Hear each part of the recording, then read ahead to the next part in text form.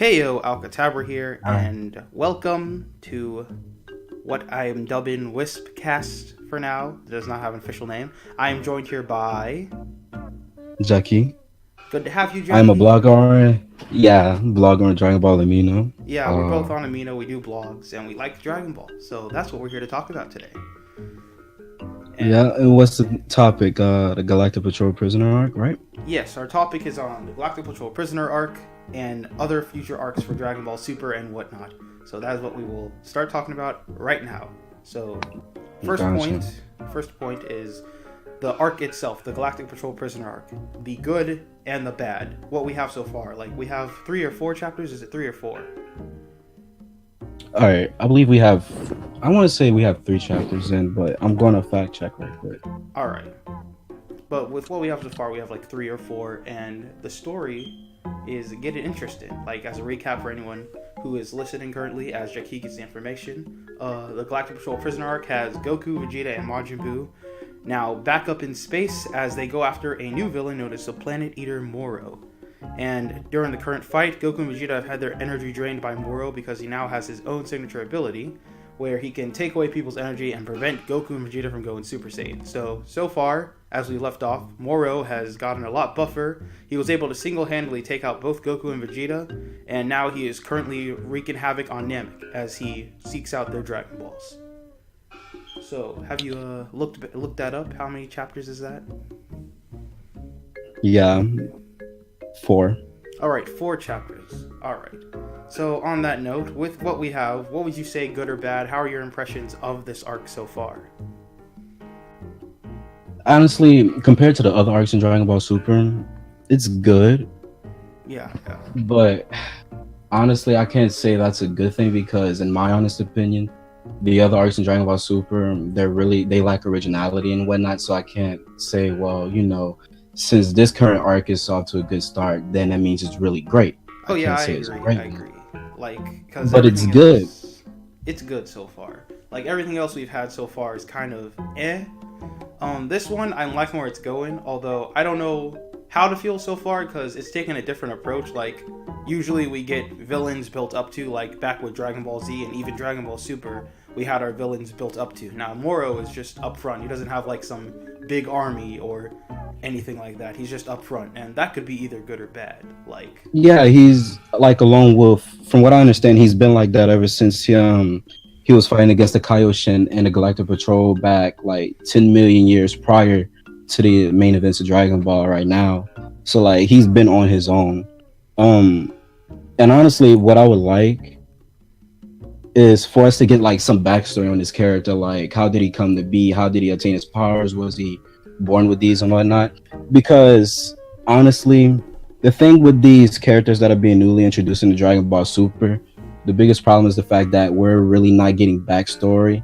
And the thing is, backstory can really help some of these characters. For example, like Jiren. Well, I wouldn't even say Jiren. Well, I guess he can count, but Caulifla is definitely a good one because she has potential in her backstory, from what I understand, looking through it. And the thing is, they don't go through it in other characters like Kit and whatnot. Yeah. So we could definitely use someone Moro right now. Yeah, but he seems to be like a lone wolf type character, and that's I would say that's kind of a new thing because the other past villains, they've always had like an army force or a few companions and whatnot. Yeah, that's actually kind of good because like they're trying to change it up. It's kind of like how Cell started out, was like on his own, except unlike Cell, he's like already on his own path. He's on this path for more. Well, he's on a path for more power, but he seems to be a lot more strategic and like not as powerful as the heroes, unlike Cell, and his power comes from his mind, which I like. Like, it seems they're trying to like twist it up because Moro is able to take away Super Saiyan, or their ability to use energy to go Super Saiyan, which is like their greatest liability. Almost like they're kind of like Toei, or not Toei, but like Toyotaro is being like self-aware about how our characters have always relied on Super Saiyan. Now without it, they're getting bested by this rando new villain. So that's actually kind of cool. And the good thing about that has to do with the fact, since Goku and Vegeta can no longer rely on Super Saiyan, that means they will have to rely more on their smarts and their intellect. They have to be more strategic while they're fighting. Sort of how we can say Goku and Piccolo was when they were first fighting against Raditz in the Science Saga. Oh yeah, So that's they will have to rely more on their minds and whatnot. And they're obviously going to get outside help because they need Majin Buu, uh-huh. who still has the fat Dai Kaioshin absorbed within him. So they need help through Buu to get, to him. So Yeah. yeah, like for the meantime, like they can't just rely on brute strength. They're gonna have to use their heads. They're gonna have to plan, things out, which is actually a good thing because then it's gonna be like, well, mine versus mine, right? And handicap magic, I guess you could say, because Goku and Vegeta, they're gonna have to actually conscientiously think things out. And Moro, well, he already has his plan. He seems to be going through well with it. So we have all that. Yeah, and on the note of Majin Buu, like, how do you think of his role for this? Because I personally, I'm like very crossed on Majin Buu. I don't know how to feel about him, and I don't know if having him in this arc could be good or bad. Because as we saw in Super, they kind of had to like purposely cut him out of like conflicts because of how broken he is. Like the Tournament of Power had to completely just retcon him out of that. But this could be good for him. So how do you think he would like play into all of this? Because if they remove they're talking about removing the Grand Supreme Kai from him, and correct. There have been like different topics of that. Like some people, I don't know if you've heard this theory, but I don't even know if it would happen. But some people have this theory that he's gonna turn back into Kid Buu if he loses the Grand Kaioshin. I don't think that's gonna happen. But what would the potential for him be there in this arc? Well, damn. Before I even get to that, I just want to say I'm very on the fence about him going back to the original Buu. It would be cool, but on the fence about that one. But to answer your question, to be honest, I'm going to be quite frank with you. I don't think it's Majin Buu that's really going to play the big role. Like, even if he does get in a fight, he's just going to get his ass handed to him because they have to push the narrative somehow. I really think Majin Buu is going to be the one to save the day, right? Absolutely. But about Buu, but what and who is inside Buu? Now keep this in mind. We have the Dai Kaioshin, the Fat Kai, whatever you want to call him. Back then, 10 million years ago, when he confronted Moro, he had to resort to giving up his godly powers, right? Yeah. In order to beat Moro. Well, not even beat him. I would say he had to do that in order to temporarily detain him. So obviously he wasn't. I guess you could say he didn't outright beat him, right? Yeah. He didn't outright beat him. Right. And so right now, the Galactic Patrol are aware of this because, their history runs really deep, apparently. So they know how they can actually detain Moro and keep him down for a little bit. So that's why they need the Fat Kai, but obviously, he's not able to be used right now because of the fact that he's trapped with inside Buu. So they need to communicate with him somehow, right? Yeah. So I think it's going to be him that brings the bigger use within the story and not Majin Buu. And if Majin Buu does anything, it would probably just be fighting and perhaps comedy relief. I don't know about that. Perhaps.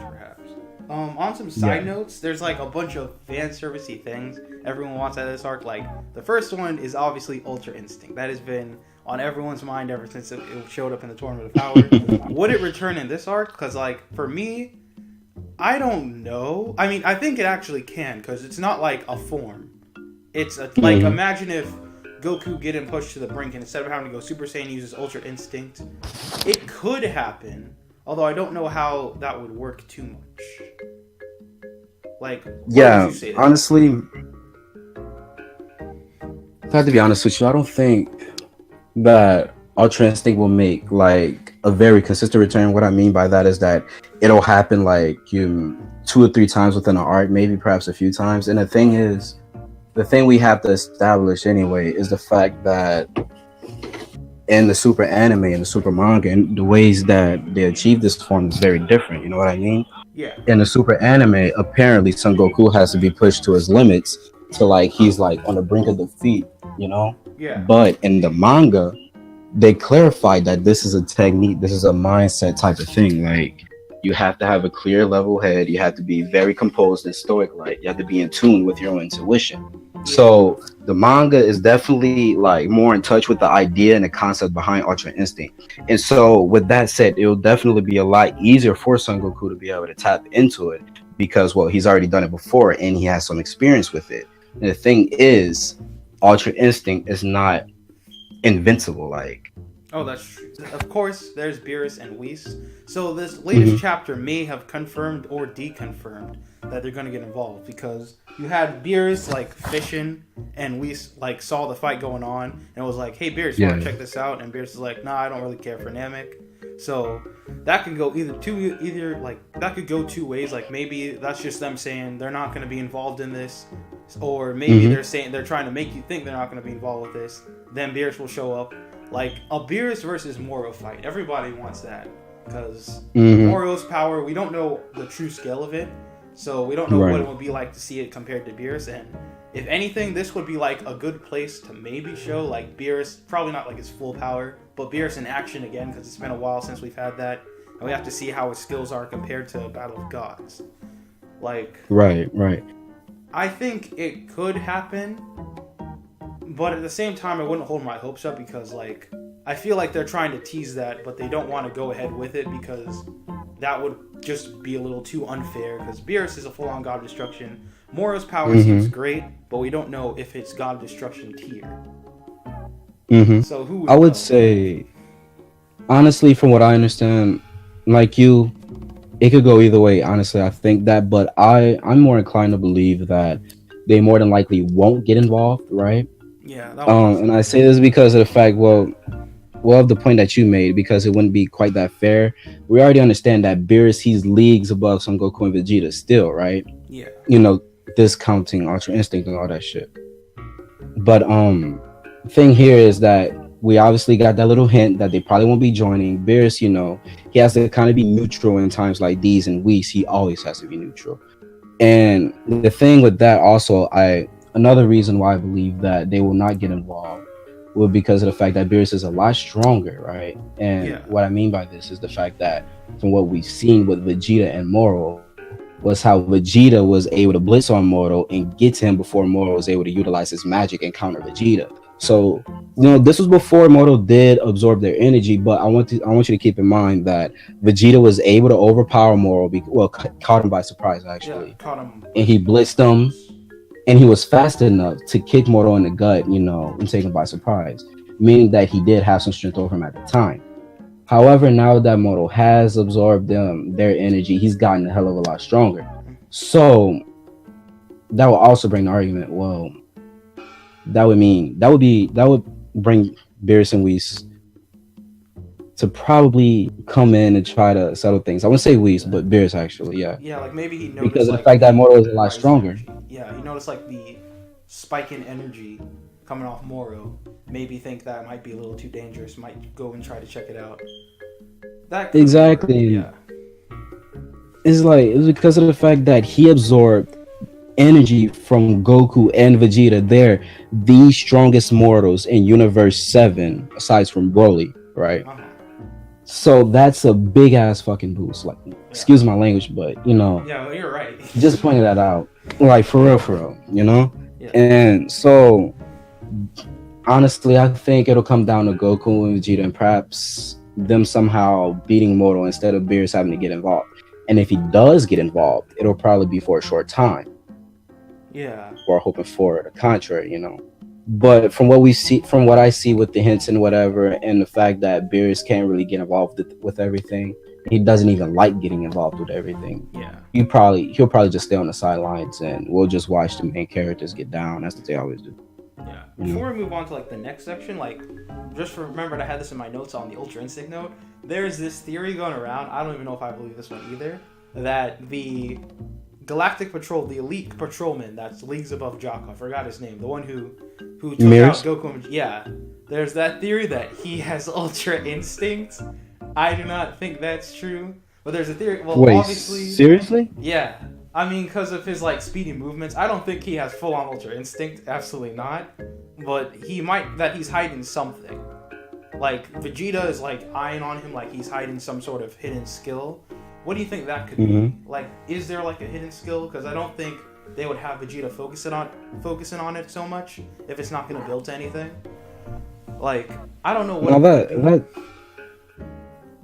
that is a good theory. From what I understand, Mirrors is a very speedy person. Obviously, he's very agile. he was able to get past the science twice, right? Without them noticing. Was it twice? Yeah, twice. Yeah, the first time they met and when they were going against those goons or whatever on a different planet, right? Yeah. So honestly, the theory is nice, but I would have to say he doesn't. Yeah, I don't see Because of the fact. Yeah, did he not knock out Goku and Vegeta using a stun gun from the Galactic Patrol? Yeah.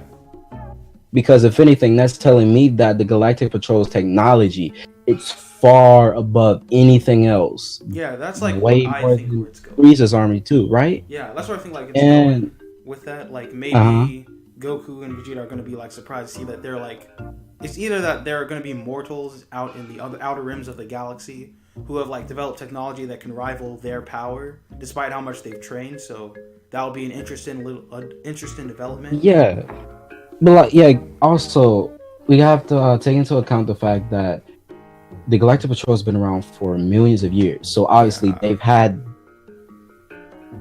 a great amount of time in order to advance their technology and make up a lot of things that other races and species probably would never even be able to comprehend, you know? Yeah. And we know that they're also able to do things because Jocko has stated in the Giga Patrol Jocko manga that when it comes to learning languages and stuff like that, information, what they do is that they like, it's sort of like they load it into them like a hard drive, you know what I mean? Yeah.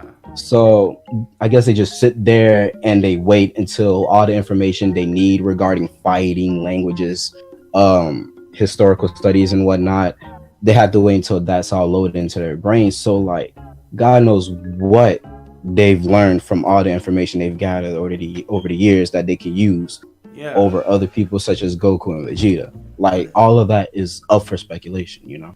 And that actually like makes me think we should get more of the Galactic Patrol in the future because there's a lot that could actually be developed about them, their intel, and their influence over the galaxy. Because like, especially now the Frieza Force is back in action, it'll be interesting to see like some sort of conflict brew from that. And like we'll come back to that point because I have a point to go over with the Galactic Patrol. But next, like before I forget, speaking of Frieza, there's Broly and Frieza. Everyone's talking about this now. I don't think Broly's coming back for this arc in particular. We'll probably see him again someday. But how, like, with Frieza more particularly, would Frieza get involved in this? Probably not, but what is, like, up for them? Where are they in all of this? Where could they Frieza come and in Broly? for this? Yeah. Like, okay. Broly's probably just going to be on Vampa, but I don't know about Frieza. Yeah, I'm going to touch on Frieza first. His own business within his Frieza Force and whatnot. Yeah. And honestly, I don't believe he would get involved unless he has something to gain from the current circumstances. We all know that whether he wants a wish or whether he wants Goku killed. If he doesn't get anything from this, then he will not get involved. Like I see two possibilities, like on that. What's that? Like, with Namek, there's like the possibility he could find new Namek, maybe. Like from all of this, maybe like start to get intel on new Namek and then start to plot something. Or he takes interest in Moro because of Moro's energy sapping ability could help him get a one-up on Goku and Vegeta without having to be stronger. Because like his golden form, from what we can tell, isn't strong enough to rival Blue Goku or Vegeta by now. So he could take interest in Moro, maybe try to form an alliance with him only to plan to double cross him. And that probably won't work out, but that would be interesting. And then maybe Frieza gets entangled with the fight, but who knows? I can see that. Honestly, I can see that. Yeah. From what we know, whoever's willing to help Moro accepts. Was it Blueberry, Raspberry, whatever his name is? Yeah, he's a weak henchman, but you know he's helping Moro out by transporting him, you know, and whatever else, right? Yeah. I believe he informed them about the Dragon Balls too, right? So of course that gave Moro all the more incentive to form an alliance with him. So judging by that, Moro would be willing to join forces with Frieza as long as Frieza helps him achieve his goal. Yeah. And Frieza's got a whole army, so yeah. Frieza's got a whole army, so he's got all kinds of resources. Exactly. Now the thing would be, would he be willing to help Frieza with his goal? That's up for debate. We don't know that much about Moro yet, right? It's just that so many factors come into play with these two characters because you got to think on Frieza's end, what he's like, what he has in mind. How will that affect Moro? What he's thinking? What does he think about Frieza? Like, does his goal match up with his, or will there be a conflict of interest? Anything like that, you know? But so, like, regarding with Frieza, like, that's up for debate. He could come in, he could go back out. Frieza, honestly, I think he needs to die, but that's something I can touch on somewhere else, right? Yeah, we'll come back But to that. if he does come in, he'll probably get beat, Yeah, of course, totally. and send his merry way. Now, the thing about Broly is that he could be on Vampa or another planet elsewhere, because I believe that. Now, correct me if I'm wrong. I believe that Limo or one of the characters up in there, they stated something about leaving the planet, perhaps Yeah, we going out said and like we might traveling. not be here when you get here. Yeah, they said something like that. Yeah, exactly. That's what he said. And so that implies that they'll be out somewhere else. Now the thing here is whether they're on planet Vampa or some other foreign world. Moto has the ability to sense out for people with high potential and power. Yeah. Now it depends, I guess, if they're within a certain range of him. Yeah. But obviously he has long range. I guess you could say sensing, but that was only because Goku tried to look out for him. Now the only way Broly could get involved would be if Moto did somehow sense Broly and decided to try to take advantage of him by, obtaining his key or perhaps forming an alliance, which is less likely in my opinion. Or like I don't know if they'd pull this because I kind of did this job with Super Broly. Maybe when the stakes are getting too high, Goku and Vegeta instant transmission over to Broly, ask him for help. I don't know if they'd be willing to do that. They did already mention he exists. Like Goku briefly touched on how they just fought him. He's still fresh off the boat, and we need some time for him to just like lay low after Dragon Ball Super Broly.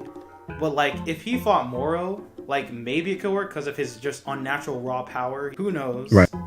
I don't know if they'd bring him in because then he'd like to steal the spotlight and probably rage out again. But who knows? Honestly, the thing with Broly is that he doesn't have control over anything regarding fighting. He loses his sanity, and that makes him fight reckless. And if anything, he'd be more of a liability, right? So before Broly even does anything, he has to work on controlling his emotions and getting better as a fighter, which is something Goku could probably help him out with, or something like that. So honestly, chances are Broly probably won't be involved, but I wouldn't rule it out for the matter that if he did, because it's Super. You never know with those guys. Yeah. Before we wrap up the Black Patrol Prisoner arc and move on to like some other future arcs, we'll touch on the last thing. The last popular theory that was circling around was the whole losing God Key that Moro was going to steal Goku's and Vegeta's God Key abilities, and that was before we knew much about Moro. Like the theory was that he just like drains powers completely, but he just like saps natural energy, not specifically like God powers.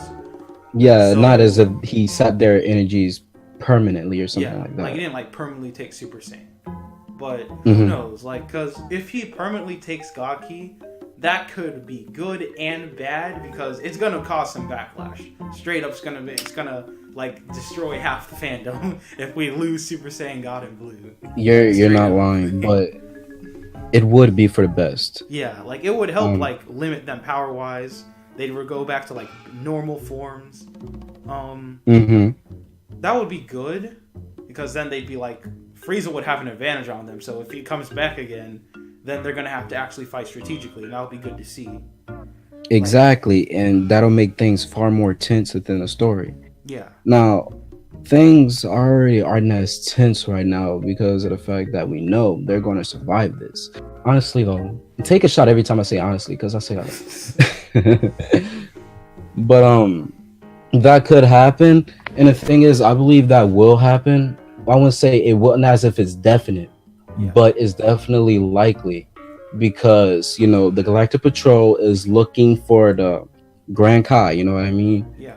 And we already know that they know how he dealt with Moto, and that was by resorting to giving up his god powers and stuff like that. Well, the majority of it. He didn't give up all of it, but he gave up a great amount of it. You know what I mean? Just to detain him. So it didn't even put Moto down. It just like paralyzed him, So They need him. And there's only one way the Kai is going to know how to put Moto down, right? And if he's going to teach anybody anything, he's going to teach Goku and Vegeta how to do it. And there may come a time where Moto beats everything Goku and Vegeta has for them, and they will have no other option but to give up their god powers, you know? Yeah. And that will limit them, and that will have them be far weaker, and they'll have to train, 10 times as hard just to get to the point that they were before. Yeah. And that would be great development for them, because it would show the fact that Goku and Vegeta are willing to risk the things that they take pride in most, which is power. They sacrifice their lives, sure, once or twice. That's good. But for a Saiyan, it's different. They really don't value life as much. Yeah, they value they do strength. They value yeah, exactly. They're willing to either take or give up their own lives more than an Earthling or any other species out there would be, perhaps aside from the Namekians, right? Yeah. So they value strength way more than anything else. I would say almost more than family, almost. Because Vegeta obviously values Bulma more. Yeah. But they take deep pride in that, and for them to give that up, that would speak volumes, not only about Goku, but Vegeta as well. Well, especially Goku, because you already know he's all about power. I gotta get strong. I gotta fight the next opponent, right? So for them to do that, that would be great, in my opinion. And honestly, yes, I said it again. And honestly, I believe that they will get backlash if that is to happen. Yeah, they will get so much backlash. They will, because people love the God forms. And the thing is, if they don't decide to give up their God forms, I wouldn't be surprised, because we have to see it from this perspective. They just introduced God forms in 2013, so like just over half a decade ago, right? And then we come up with Super Saiyan Blue in 2015, I believe. So it's like these things are still fresh meat. It's still new, and they can still profit of all of this. So they could give it away. They probably won't, because the forms are so marketable. And even then, if they do lose it, they'll probably just regain it, because what the hell, they could easily do it. They did it once, they could do it again, right? Like, if anything, I just have it suppress their god forms. Like, they struggle to activate it for some time, and then through some intense battle, they'll eventually just get it back. Give them an arc of it suppressed, and they see the struggle. They learn just how much of a liability it's become. Then they still get access to it eventually. So either way, it'd probably be a win-win-win at the end of the day. They win, Goku and Vegeta wins, and the audience wins. It's for everybody, right? Yeah. So yeah, that's my opinion. Yeah, or they can just get rid of them and then go Super Saiyan 4. I mean, what? No, I'm just playing. Dude, so many people think that's going to happen. Many people want that to happen. I don't see that happening. Okay. It's kind of weird. I really want to bring this up. Okay. You know about Broly and the Ikari form, right? The Ikari state. We have to accept the fact that this kind of correlates with the same power that Goku used against Piccolo Daimao when he gave him the finishing blow. Right? But Broly's using it to a far different extreme. Like, Goku is only able to harness the power of the Ozaru through one fist. And we also have to take into account that Saiyans are able to control the Ozaru form, right? Yeah. So let's say, for example, if Goku decided to try to tap into this Ikari state and control and harness this form and master it to where he has total conscious while using it, this will probably be able to give him the same form that Broly has. Yeah. Because apparently it's a Super Saiyan stacked upon the Ikari state, which already has that green-like aura. So there's no other explanation for him to have that green-like aura and to be able to excel into that berserker besides the Ikari state. But fuck him, right? I really don't like her. I really don't. I just had to say that. But we could go either way. Yeah. They could profit off Super Saiyan 4. Will it happen? Maybe. Maybe not. Maybe. We'll just have to see. And last thing to touch on, I guess possibly Goku and Vegeta could stay. People want them on Earth, obviously, to be with the Z Fighters. If they stayed in Galactic Patrol, though, they could go out and actually like explore the depths of space. They could learn more about like themselves and have their own like independent quest while still leaving the Z Fighters on Earth to have their own adventures. So that could be good, but at the same time, people want them on Earth. They want them to stay with the crew, which I understand. So, like, I don't know, like, what they would learn from this. That's, like, the question everyone's, like, asking. What are the characters going to learn? Because with each arc, the characters usually learn something or develop some way. Like, Vegeta obviously becomes an ally. Like, Gohan learns to to be pacifistic, but still, like, learn to defend things in the Cell Saga. That's how he gets Super Saiyan 2. The crew, like, Vegeta learns to accept his family in the Buu Saga, for example. So, like, usually the characters will learn something. What could they learn from like, this one? Like, for even the Tournament of Power, like, Gohan learned, once again, to, like, start training again to still protect his family. And Vegeta learned to stop staying in Goku's shadow and obsessing over unlocking the forms that he unlocks. And that's how he got Super Saiyan. Exactly. So what could Goku and Vegeta learn from, like, the Galactic Patrol arc?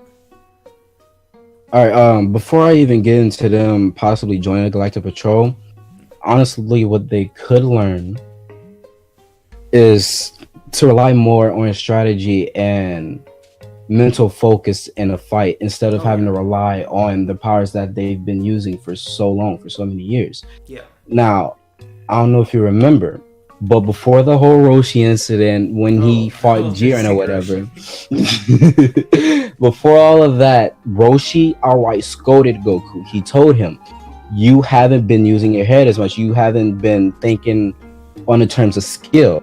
Yeah. You're relying more on your brute power. You're not, being strategic, right? Yeah. So that could be something that they can take from this upcoming arc, because it would, given a situation with Moro sucking up their energy and whatever, they'd have to use their head more. They'd have to be strategic. They'll have to rely on skill. They can't just use their power to overpower him. Regardless of the fact that they are naturally stronger than Moro, or from we know before he sucked them. Pause. Before he did that, they were stronger than him, right? Yeah. So we just have to take all of that into account. I believe that they can learn to rely on their skill more. That's something they could learn, but I don't know if they would learn anything else, to be honest. Like, what the hell would Goku really take from it? What would Vegeta try to look and find to take from it? Like, if anything, Vegeta's already learned. Like, if you remember when they arrive on New Namek, and Vegeta, like, saves that Namekian from Moro, and he says, like, I've done untold harm to these Namekians in the past, so I have to protect them. So I think he's already learned. Like, he's become a much more defensive person who looks out for life, which is good. Well, Vegeta's like, he was slowly getting there from the beginning when, he first started residing on Earth, alright? Yeah. And he slowly started to learn that it was best to protect his loved ones. And now, he's learning that it's okay to protect those that are too weak to defend themselves. Back then, Vegeta's all like, the weak. I can't stand the weak. The strong, that's how we live. That's how we survive. Yeah. The strong make it, the weak perish. He had that type of mindset. But now we see that he's learning it's okay to defend the weak. And we can see that he's obviously trying to atone for his past actions. With all the horrors and stuff that he's did. Everything he's done in the past is irredeemable now, no matter what he's doing. But still, we're seeing that character growth in Vegeta. We see that the opposite person compared to what he was back then, because the Vegeta now was, to me, the Vegeta like 25, 30 years ago. Both would, what the hell? Did I really think this? Or why the hell is future me thinking this? They be like, they're the same person, but they be so foreign to one another. Exactly. So that would be the thing Vegeta has to learn. But Goku's just dude, Goku's like, all right, we defeated another opponent. Yeah, I learned a new thing. Yay. Yeah. Moving on to the next. That's Goku. Yeah. So, if anything, Vegeta's going to learn a lot more than Goku will. We don't know what more will happen, because they could come in with some surprises. This is just the beginning. A lot can happen. And they have a lot of time to be able to push the narrative in any way they want to, Yeah. The anime version of Super, whatever, that's behind now. They have time. They could come up with things. They could be original. They could be more creative. you know? Yeah. So I enjoyed the Tournament of Power, but I feel like it might have been too soon, because like while I enjoyed it, it's a big deal. It's the entire multiverse in this battle royale. Like that's like the end all be all, and it happened like 100 episodes into Dragon Ball Super. I feel like that was a bit too soon, because like now, like following that, we get Dragon Ball Super Broly, which was fun and grounded, but like it was no, like while the stakes were high in that movie, it was nowhere near the stakes of entire universes are getting erased from existence. Like, so I feel like that was a bit too soon, because it also like leaves open the floodgates for the other multiverse, because now we're all wondering what's going on with Kaba and Caulifla and Kale, what's going on with Jiren and Toph. It also left a lot to desire.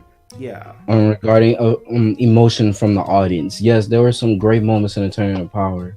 That's something I can't deny. Yeah, there was some. Well, I also must keep in mind that what you said about it being too soon is absolutely true, because here's how us, the audience, could have been far more touched by this entire arc. Now, this would have things built a lot more, slowly compared to what is actually going on in reality, right? So the thing is, we go upon certain characters like Hit the Assassin, perhaps Toko, perhaps Caulifla and Jiren, all of these major characters, and we learn more about them. This, of course, expands world building. We learn more about other things in a multiverse of Dragon Ball. We learn more things about an individual character. And the more we learn about them, the more we see them in action, the more we see them on a casual date or in a day of confrontation. We grow to these characters. We start to like them. They're being developed, And by the time that, the Tournament of Power is really happening, like these characters that I've grown to love and appreciate really have a high chance of being erased for good. Yeah. And with that in mind, if you look into that perspective, it'd be like, holy shit. Because let's say Caulifla was a fan favorite. Yeah. And everybody loves Caulifla. Everybody. You already know the fan base is quite split. Yeah. But if the majority of the fan base loved Caulifla because of the fact she's well developed, then they'd be heartbroken at her being lost or hit, Like, I mean, like that's the whole thing with the stakes, because we lost, like, watching the universes get erased. All the other ones, not as impactful, because we have no idea who the heck these people are. Like, the only thing, like, people were getting out of it was the idea that maybe the angels are going to be evil or something, but that's not proven. But, there's so many theories, so many speculations. Like, and of course, I'm pretty sure, like, most of us knew in the back of our heads, they're going to get revived. Some people thought that might not happen, but we were like, it's not going to be that dark. They're going to come back. So it was really hit or miss with that.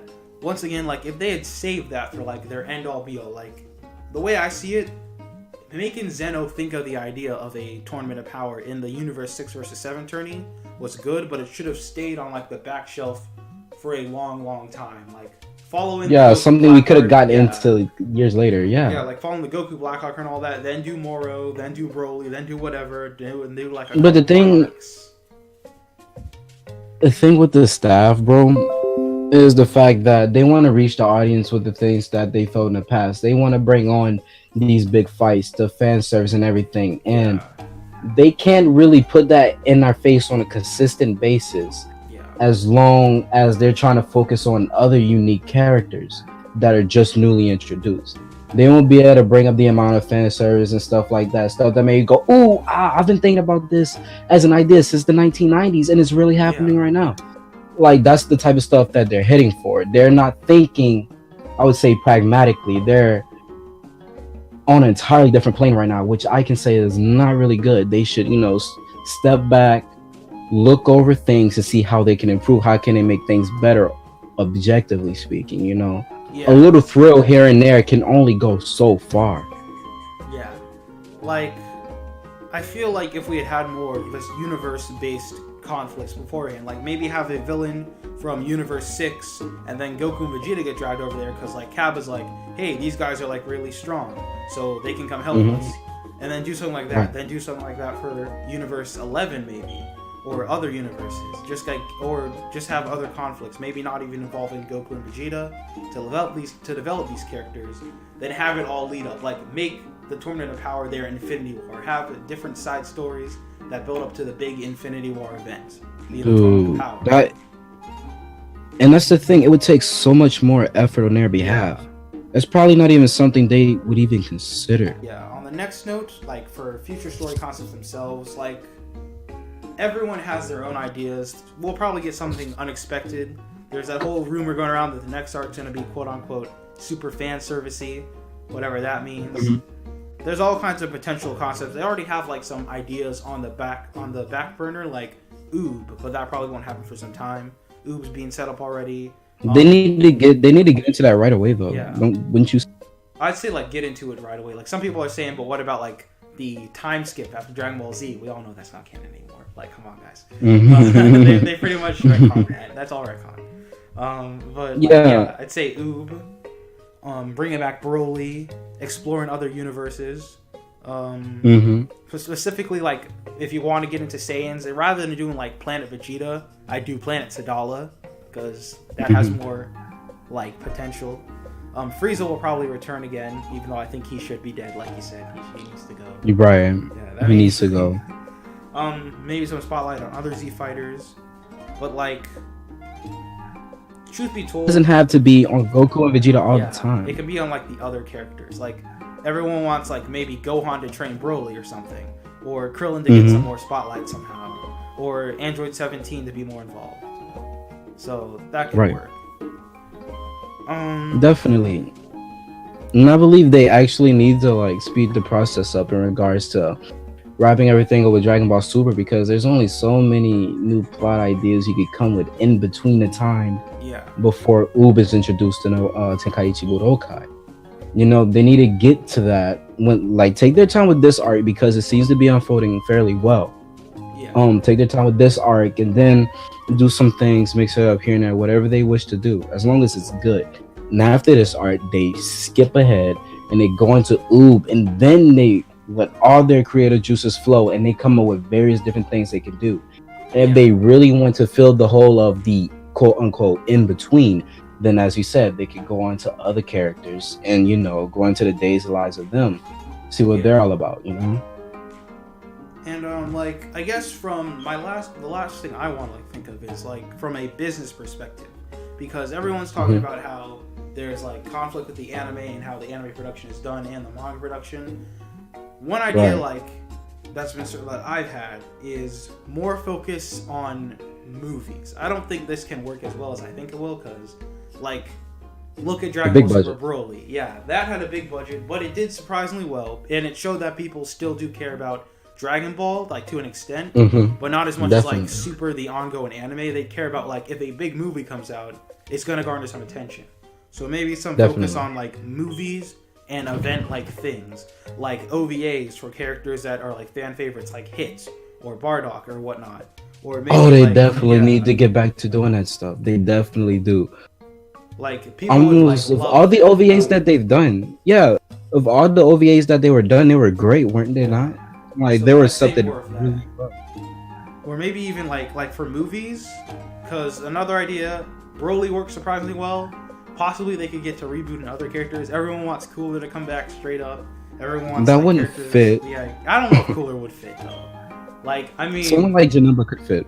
Yeah, Janemba would be great because you can honestly make him like on God tier level, and nobody would complain because of the way he's been like written up.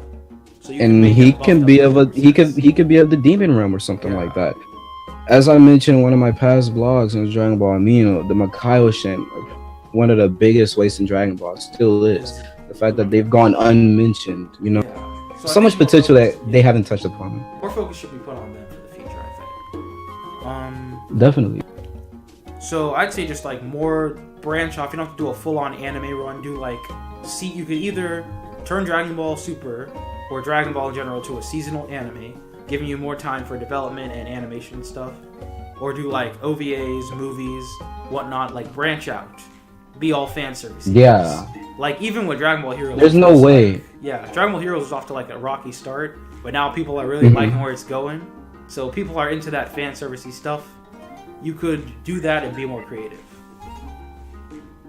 And yeah, they have to try something new because there's no way that something or someone can grow if they do not get out of their comfort zone. Try something new, learn new things, adapt in new ways, you know? So that's definitely something that should be done, you know? As far as it could be done, possibly. But chances are they won't change their ways. They're probably too comfortable right now. Yeah, they are. Of course, that leads into the gods, because Dragon Ball Super is trying to put a big emphasis on the gods, and this has hit or miss in certain areas. Like the Goku Black Arc had an interesting turn with how it handled gods and godly power, and I can see what they're trying to set up. Apart, like with Trunks, if I noticed when like Trunks was fighting with Merge Zamasu, he brought up like how the power, like in their fight was for the mortals to uprise against their like treacherous godly figures that were over them, like Zamasu or other unforgiven deities. So they're trying to like set up these mortals like Goku and Vegeta starting to reach the power of gods, proving that they're more than just scrawny underlings. And that could be good or bad, because the thing is, they have a very long way to go. Like Goku and Vegeta, they're not going to be like taking out Beerus anytime soon, and that's just going to drag out the series unnecessarily long. So who knows like how they could, if they're trying to like do that, they're taking too long. And on that note, the other gods themselves, there's still the issue of how they don't do anything. Like, I don't even know how to solve that, because they're trying to write them to be these OP. Like, I see what they're trying to do, because Goku and Vegeta have been at the top for too long. They're trying to structure like other shonen-based anime where our heroes are training while they're still like upper class warriors who are like far superior to them, and their goal is to surpass those warriors. But you put like the gods on a way too high bar. Like Beerus could still one-shot Goku to this day, and Whis and the other angels are like not even touchable, literally. They've been Hakaishin for hundreds of thousands of years, and while they may not be stronger than Son Goku is when he's utilizing Ultra Instinct, they have various skills and techniques. Yeah, like they have a skill that literally just erases you. So we got. You remember the elephant? I forgot it. I forgot how to say his name. Rumush. Yeah. Apparently, a single yell from him paralyzes all his opponents. Wow. Like a technique like that. That's only one technique from that one god. Yeah. They have thousands of years than someone like Roshi even does, and Roshi knows a hell of a lot. And Goku knows a hell of a lot. Vegeta knows a hell of a lot. They have more experience than those three combined. They can't stand up against them, and after they beat them, what's next? The Angels. You really think they're going to beat the Angels? No. So if they're going to go with that, good luck to them. That's all I can say. I think they just like set them up on a way too high bar. But like the way to solve this was just to give them actual development. Like we need to see where Beerus came from, or not like specifically his like birth origin, how he got to the level he is. You have to know like what these gods do, what they're thinking. The angels maybe, especially Grand Zeno. We don't know, like they're trying to make Grand Zeno mysterious, but it's not really working, because we need to know how Grand Zeno works, how he's been operating like the multiverse for all these years, how the god status works, how other people become gods. Like they just need to actually explore it, because it's really left shrouded in mystery right now. Like we don't know how someone becomes a destroyer, for example. So they need to explore more of that, if you ask me. Like just stop shrouding in mystery. Hey, Alcatabra here. Thanks for listening. We are wrapping up with this podcast. Hope you enjoyed it, and we'll stick around for more. We want to cover more stuff like this in the future. This has been Dragon Ball A.S.S. After Super Speculation. That's what that stands for, totally. So, thank you for listening. And stick around for future podcasts. Alcatabra out.